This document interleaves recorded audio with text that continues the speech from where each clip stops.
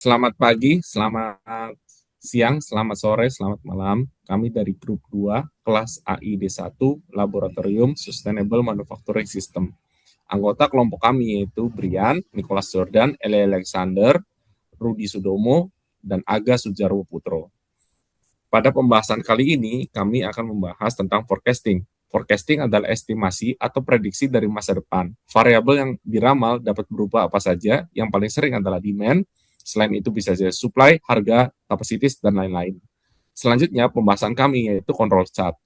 Control chart adalah alat yang digunakan untuk memantau proses produksi dan layanan, untuk memastikan bahwa proses tersebut berada dalam kendali yang stabil.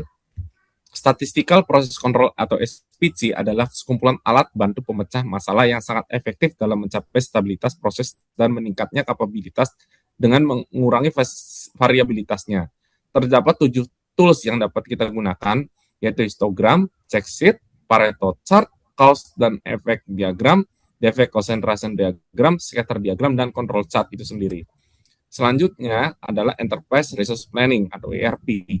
ERP adalah suatu sistem besar yang terintegrasi berbasis komputer yang berfungsi untuk menyelesaikan transaksi bisnis dan reporting sistem. Tujuan praktikum dari ERP adalah memahami Enterprise Resource Planning, memahami scope ERP, dan untuk memahami implementasi dari bisnis proses flow yang akan digunakan untuk membuat ERP. Pembahasan terakhir yaitu Feasibility Study. Feasibility Study merupakan kegiatan analisis yang dilakukan dalam rentang waktu tertentu menggunakan sumber daya tertentu yang telah direncanakan tujuannya untuk mencapai suatu tujuan spesifik atau jelas yang sudah direncanakan. Next. Oke, berikut adalah studi case forecasting, yaitu PT Mebel Indah adalah perusahaan yang memproduksi berbagai macam furnitur kualitas tinggi dengan 8 brand yang sangat laku di pasaran, yaitu Billy Bookshelf dan sebagainya. Namun terdapat satu brand yaitu Mnes Bedframe yang penjualannya sangat fluktuatif sehingga perusahaan sering menghadapi tantangan dalam merencanakan kapasitas produksinya. Untuk mengatasi masalah tersebut, manajer operasional memutuskan untuk menggunakan teknik forecasting guna memperkirakan permintaan furnitur pada tahun 2025. Next.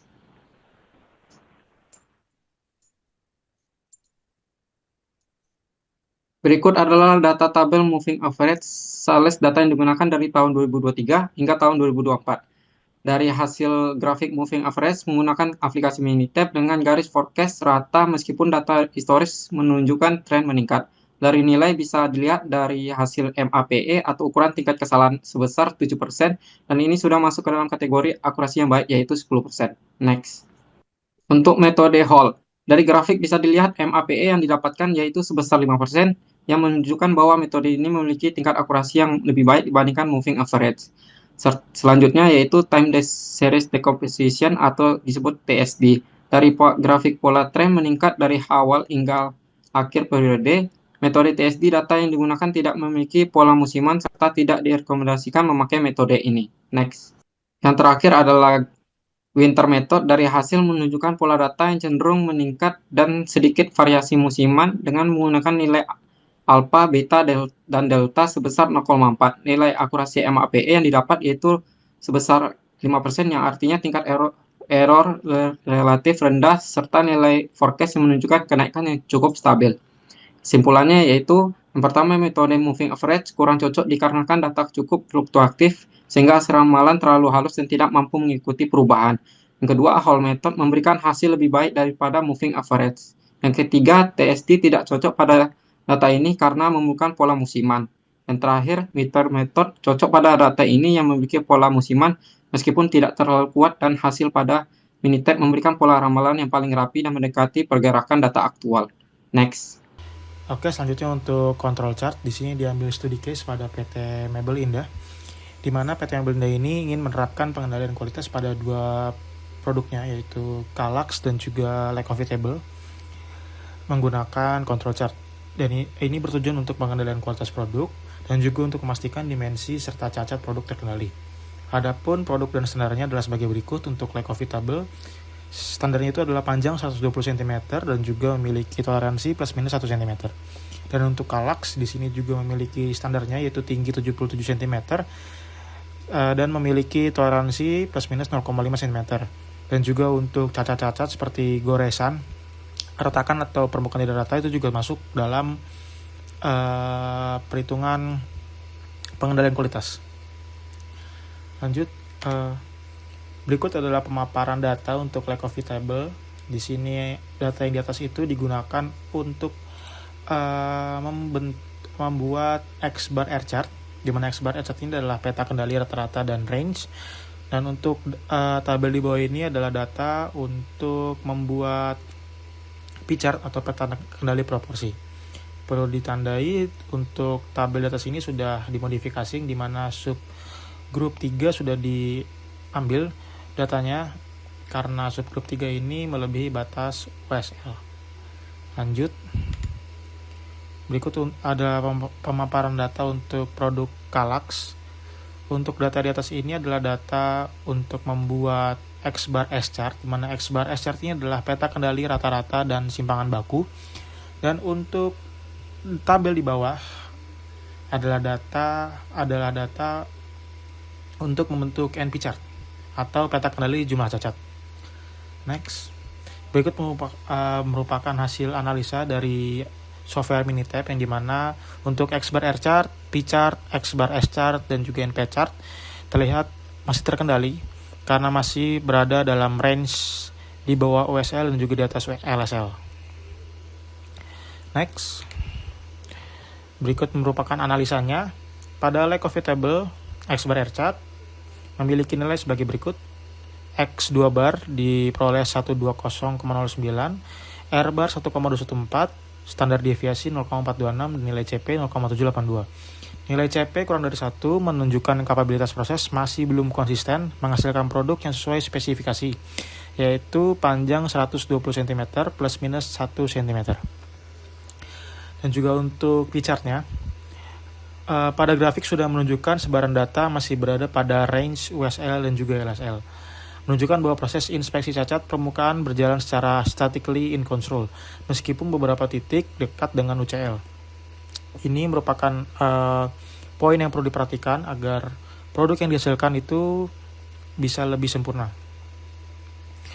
Lanjutnya itu ada produk Kalax, X bar S chart, nilai-nilainya adalah sebagai berikut. X2 bar sama dengan 120,09, R barnya 1,214, standar deviasinya 0,213, dan nilai CP-nya 0,782. Nilai CP mirip seperti pada lack of table, masih di bawah 1, menunjukkan kapabilitas proses masih belum konsisten menghasilkan produk yang sesuai spesifikasi, yaitu tinggi 77 cm dengan toleransi plus minus ada keralatan yaitu 0,5 cm. Lanjut untuk NP chart-nya, pada grafik data jumlah cacat selama 25 hari menunjukkan bahwa seluruh titik masih berada dalam area batas kontrol, menandakan bahwa tingkat cacat masih berada dalam kondisi stabil, meskipun ada beberapa titik yang mendekati UCL, dan ini perlu diperhatikan agar produk yang dihasilkan dapat terkontrol, tidak ada cacat. Sekian dari control chart. Oke, baik. Selanjutnya pembahasan dalam ERP, di mana ERP tersendiri ini dalam kasus ini diaplikasikan pada PT Mebel Indah. ERP adalah tulang punggung operasional modern sebagai sistem perangkat lunak integrasi. ERP dirancang untuk mengotomatisasi berbagai proses bisnis utama dalam satu organisasi atau perusahaan, di mana transaksi keuangan hingga manufaktur dan sumber daya manusia. Next.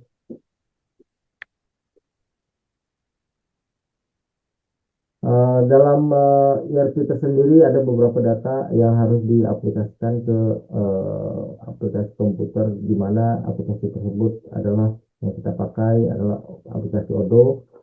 Kita input semua produk dan bahan baku atau ketersediaan dalam suatu perusahaan tersebut untuk sebagai database dalam transaksi keuangan dan transaksi manufaktur itu sendiri.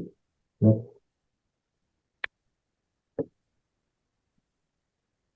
Dalam mengoptimalkan manufaktur di PT Mebel Indah dengan aplikasi ERP Odoo, PT Mebel Indah mengadopsi Odoo, sebuah aplikasi ERP yang komprehensif dan merevolusi proses manufakturnya. Integrasi ini memastikan manajemen produksi yang lancar dari perencanaan hingga pengiriman, menghadirkan efisiensi dan fleksibilitas yang belum pernah ada sebelumnya.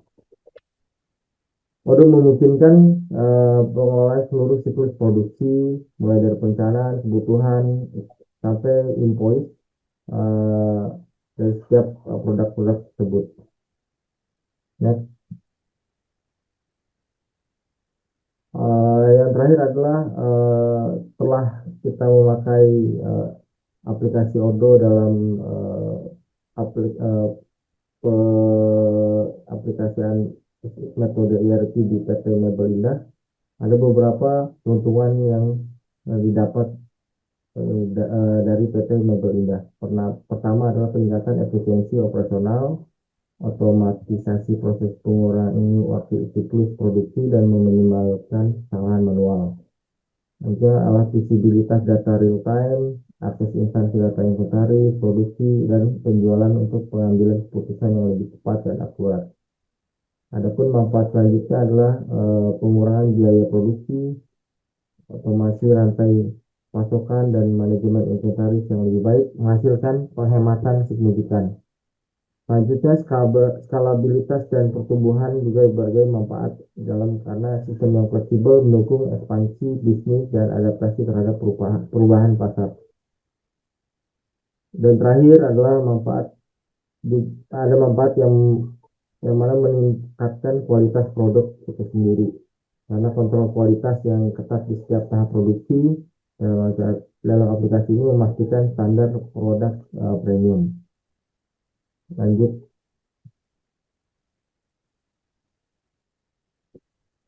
Berikutnya yakni visibility study. Next.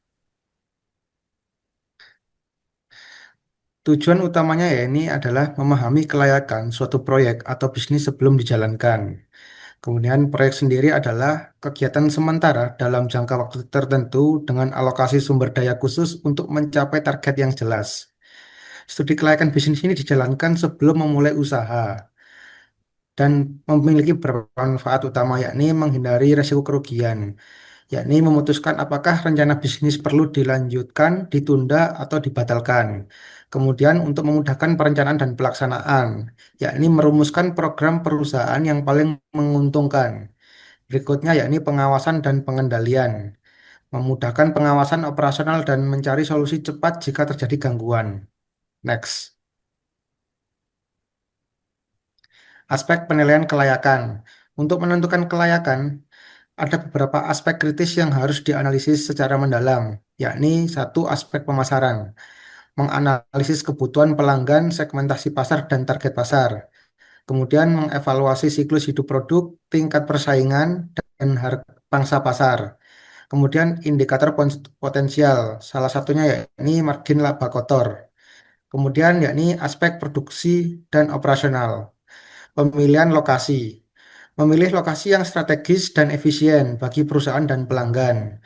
Kemudian volume produksi harus sesuai dengan prediksi permintaan untuk menghindari overcapacity atau undercapacity.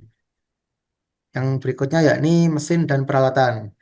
Mesin dan peralatan yang digunakan sesuai dengan perkembangan teknologi masa depan sehingga ketersediaan material ataupun spare part-nya juga terjamin. Next. Aspek manajemen dan keuangan. Kesuksesan bisnis bergantung pada struktur organisasi kesehatan finansialnya. Yang pertama yakni aspek manajemen, menentukan bentuk kepemilikan dan bentuk organisasi. Kemudian kualifikasi karyawan yang sesuai dengan kebutuhan beban kerja. Berikutnya yakni aspek keuangan, kebutuhan dana untuk mencakup aset tetap, modal kerja, dan biaya awal. Berikutnya yakni proyeksi keuangan, menyusun proyeksi neraca, laporan laba rugi, dan arus cash flow. Kemudian analisis arus cash inflow, dan cash outflow. Next. Yang terakhir yakni metode evaluasi investasi atau analisis biaya. Yang pertama yaitu net present value atau NPV, membantu menghitung selisih nilai sekarang dari arus kas masuk dan keluar. Kemudian rate of return. ROR proyek dianggap layak secara ekonomi jika nilainya lebih besar dari MARR atau minimum attractive rate of return. Yang ketiga yaitu break even point atau BEP, yakni titik balik modal di mana di mana perusahaan mulai menghasilkan keuntungan. Pada case PT Indah Mebel, untuk NPV-nya didapatkan yakni 383 juta dan untuk 780%. Berikutnya saya kembalikan ke moderator. Ya, terima kasih atas perhatiannya. Sampai jumpa lagi.